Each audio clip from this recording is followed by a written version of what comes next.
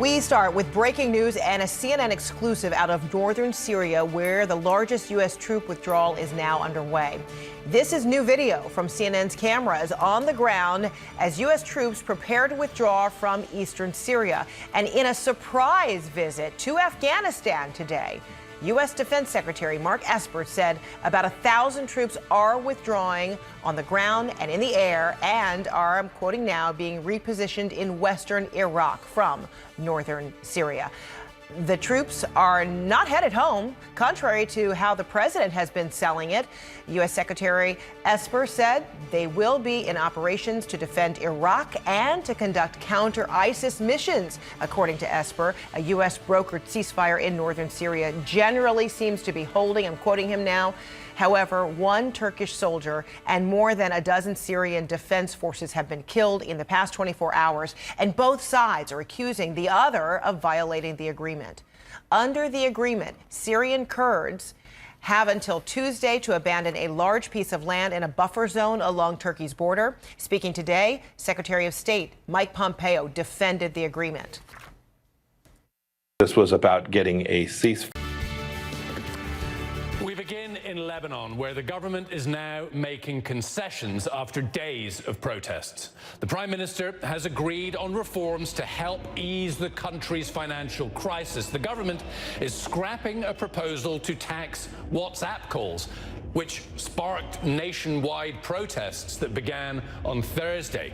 The new measures would also cut lawmakers' salaries potentially in half and force banks to inject more than $3 billion to reduce the country's deficit.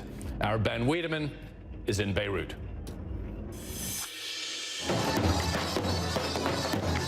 It's the drumbeat of revolution, banging in Beirut and across Lebanon. For the fourth straight day, the protests continued, each day bigger than the day before. The atmosphere is jubilant. But the underlying grievances are real. Anger over a faltering economy, official corruption, and barely functioning basic services.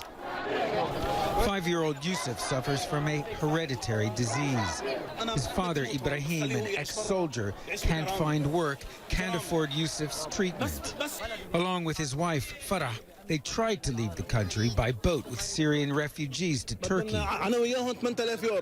We paid 8,000 euros, says Ibrahim. We sold our car, my motorbike, hoping we would find something better outside. The boat sank. They barely survived. We almost drowned when he was 8 months old, Ibrahim says. We risked his life to escape this disgusting country that's all politics, sectarianism, theft, and looting. Beyond the specifics of the economy, there is deep resentment toward Lebanon's political and business elite, often one and the same. They have been taking a lot of money since years to their politics. They're considering us as slaves, as dumb people. They are stealing and stealing and stealing. But at the end, people will say no. For now, the fabric that is Lebanon appears one. The protesters united in anger and outrage at a political system that for nearly 80 years used sectarian divisions to pull it apart. The pressure from the street is mounting, and in just days has yielded results. Repeatedly, the government here has retreated. It scrapped the WhatsApp tax, it promised no more taxes on ordinary citizens, and it's dropped the idea of an austerity budget. None of those steps, however, has had much impact on these protests. As the sun sets over Beirut, the streets remain full. This long-suffering country has seen flashes of hope.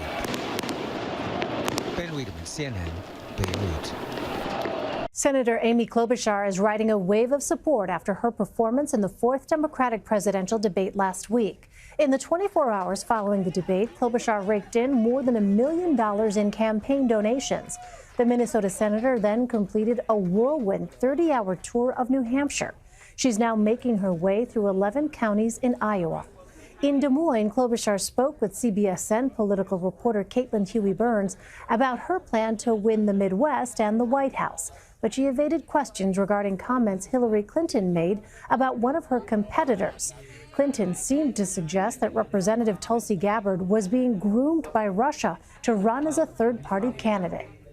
And I've been with you at other steps. You've talked a lot about Russian interference in the election, and you've argued that it's going to continue. The last Democratic presidential nominee suggested that someone else in this race is an asset of the Russian government. Is that the kind of language or, charge that you think is helpful? What do you make of those charges? I am going to focus on the issues here because the issues are really big. And I lead the bill for backup paper ballots, which would be so helpful. 11 states don't have full backup paper ballots so that if there was a hack, we wouldn't know what the results were. And that is my bill, and I want to get this done. And I've been gut punched by Mitch McConnell in the White House, and now we're starting to see more money for election security. But I want to get it done. I want to make those social media companies, this is the Honest Ads Act, I want to make them tell us who's paying for ads and what those ads are. Just like your network and every radio station and every newspaper has to do. I think those are the big issues, and I know we're going to have fights back and forth and things said, but I am going to focus on the issues that I think matter to the American people. But does that distract from that overall cause? I mean, is it even possible for a presidential candidate to be a Russian asset? Every day you're going to see things back and forth, and I'm going to focus on my campaign and the issues. That is what the voters of Iowa and the voters of New Hampshire and the people of this country expect. Caitlin also sat down with Klobuchar's husband and asked him how he would feel about becoming the spouse of the president. You can watch more of Caitlin's interview Monday morning starting at 9 a.m. right here on CBSN. President Donald Trump reversing course on hosting foreign leaders at the annual G7 summit at the Trump Doral Golf Resort. I thought I was doing something very good for our country. We will begin the search for another site. At this year's G7 summit in the south of France, Trump seemed intent on showing off his resort in South Florida. With Doral, we have a series of magnificent buildings. We call them bungalows. They each hold from 50 to 70 very luxurious rooms. And dispatched acting chief of staff Mick Mulvaney to announce and defend the location last week. The president has pretty much made it very clear since he's got here that he doesn't profit from being here. Outcry from both sides of the aisle, forcing a rare course correction from the Oval Office. He was honestly surprised at the level of pushback. At the end of the day, he still considers himself to be in the hospitality business. Mulvaney also trying to clarify his Thursday comments that the president tied military aid for Ukraine with investigating former Vice President Joe Biden and his son Hunter. I have news for everybody. Get over it. There's going to be political influence in foreign policy. Today insisting that the aid was only held up to force Ukraine to tackle corruption and force European countries to also contribute, and that there was no quid pro quo. You were asked by Jonathan Karl, you described a quid pro quo, and you said that happens all the time. And reporters will use their language all the time. So my language never said quid pro quo. And Hans is with us now. Hans, there are more key figures testifying this week in the impeachment inquiry. Yeah, Kate, Congress wants to hear from 7 officials this week, starting on Tuesday with acting U.S. Ambassador to Ukraine, Bill Taylor. And late tonight, the president is calling for House Intelligence Committee Chairman Adam Schiff to be deposed for what he is calling the Ukraine hoax. Hey, NBC News fans, thanks for checking out our YouTube channel. Subscribe by clicking on that button down here and click on any of the videos over here to watch the latest interviews, show highlights, and digital exclusives. Thanks for watching. Military training disaster that left 3 soldiers dead at Fort Stewart in Georgia. The accident early this morning during an exercise involving a Bradley fighting vehicle like this one that rolled over into the water. The Army confirming 3 soldiers did not survive. 3 others were rushed to the hospital with injuries. Authorities are now investigating, and we begin tonight with ABC's Stephanie Ramos, who's at Fort Stewart. Tonight, investigators are looking into a deadly Army training exercise at Fort Stewart in Georgia that killed 3 soldiers. Officials say all 3 died at the scene after the Bradley fighting vehicle they were riding in rolled over into water early Sunday morning. Officials say no other vehicles were involved. Another 3 soldiers, also in the Bradley, were injured and evacuated.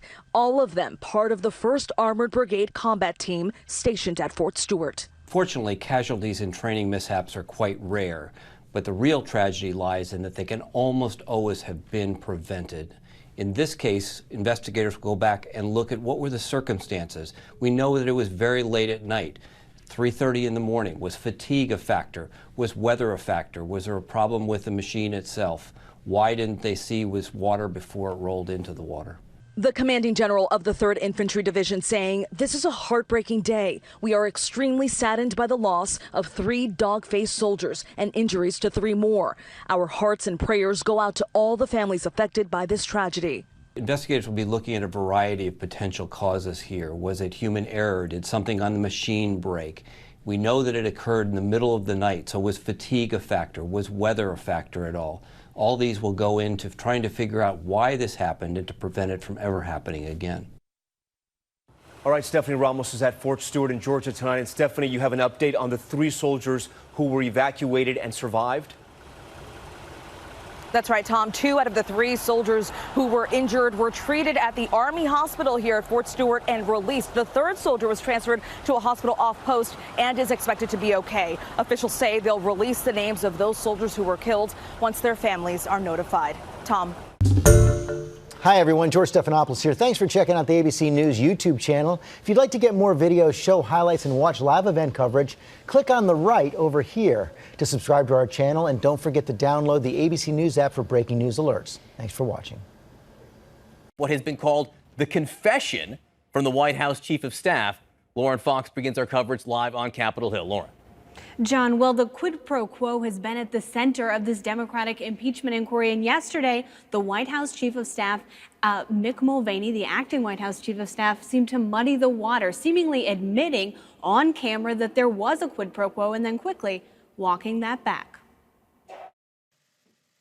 Mick Mulvaney making this stunning admission when asked if President Trump held back military aid to Ukraine for political gain. We do that all the time with foreign policy. I have news for everybody. Get over it. There's going to be political influence in foreign policy. The acting chief of staff seemingly confirming one of the whistleblower's key accusations, that the U.S. delayed nearly $400 million to Ukraine unless they started investigations of President Trump's bidding, including whether Ukraine was holding a DNC server from the 2016 election. One of the president's debunked conspiracy theories. The money held up had absolutely nothing to do with Biden. Allegations of a quid pro quo started after Trump's July 25th phone call with the Ukrainian president, and they're at the heart of Democrats' impeachment inquiry, something Trump has denied for weeks. There was no quid pro quo. There was no quid pro quo. And there was never any quid pro quo. Thursday's briefing leaving the president fuming, one source tells CNN. Trump's personal legal team and the White House counsel's office reportedly expressed concerns. The acting chief of staff walking back his comments just hours later, writing, quote, "Let me be clear, there was absolutely no quid pro quo.